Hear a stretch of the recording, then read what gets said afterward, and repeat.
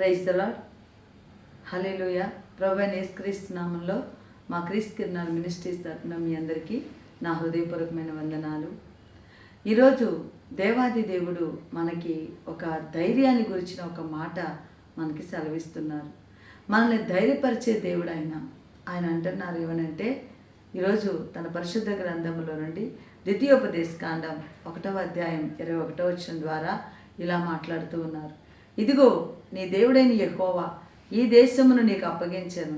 నీ పితరుల దేవుడైన యెహోవా నీతో సెలవిచ్చినట్లు దాన్ని స్వాధీనపరచుకొనుము, భయపడకుము, అధైర్యపడకమని నీతో చెప్పి తిని. దేవుని స్తోత్రం కలుగునుగాక. దేవుడు మనల్ని ధైర్యపరిచేటటువంటి మాట ఇది. ఎందుకంటే మన జీవితాల్లో చాలాసార్లు చిన్న చిన్న వాటికి కూడా మనం భయపడిపోతూ ఉంటాం.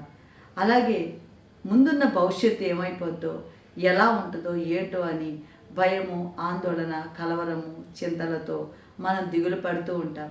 కానీ మన ప్రభువైన దేవుడు ఏం చెప్తున్నారంటే భయపడొద్దు అని. ఎందుకు మనల్ని ధైర్యపరుస్తున్నారు అంటే, మనం యెషయా గ్రంథంలో ఒక మాట చదువుతూ ఉంటాం. ఏమనంటే యెషయా గ్రంథంలో 41వ అధ్యాయం 10వ వచనంలో బూది గంతముల నుండి దాని కొనల నుండి పిలుచుకొచ్చిన వాడా అంటాడు. అంటే ఎక్కడో ఉండాల్సినటువంటి మనల్ని దేవుడు పిలుచుకొని ఏర్పరచుకున్నారు కనుక మనకి ధైర్యాన్ని ఇచ్చి బలపరిచి దినదినమో కూడా మన సమస్యలను దాటగలిగే శక్తిని ప్రభు మనకిస్తున్నారు. కనుక మనం ఇంత గొప్ప దేవుణ్ణి కలిగినప్పుడు మన దేవుణ్ణి బట్టి మనం ధైర్యం కలిగి ఉండాలి. ఏ సమస్యకి మనం కలవరపడాల్సిన పని లేదు. ప్రతి సమస్యని, ప్రతి కొదువ కొరతల్ని తీర్చే దేవుడు మనకున్నాడు. ప్రతి చోట జయమిస్తాడు.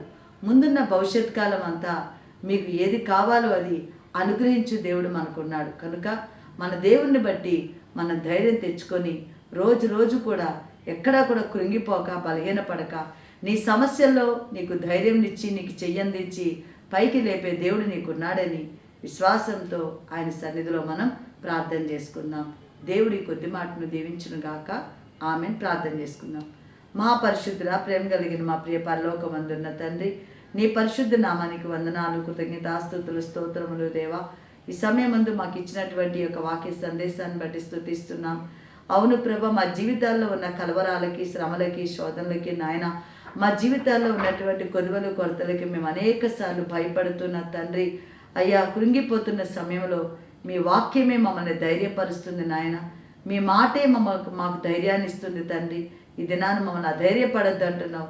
మమ్మల్ని తెప్పరేలా చేస్తున్న నీ దివ్య వాక్యాన్ని బట్టి కృతజ్ఞతాస్తుతులు చెల్లిస్తూ ఈ వాక్యం వింటున్న బిడ్డలందరినీ కూడా పేరు పేరున ఆశీర్వదించి దీవించండి అయ్యా. మమ్మల్ని అందరినీ కూడా ధైర్యపరిచి ముందున్న వాటికై వేగముగా అయ్యా పొందుకునే కృపను మాకు అనుగ్రహిస్తున్నందుకు స్తోత్రాలు చెల్లిస్తున్నాం.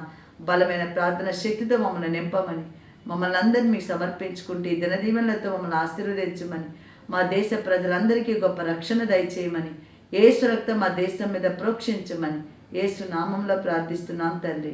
ఆమేన్. అందరికీ వందనాలు.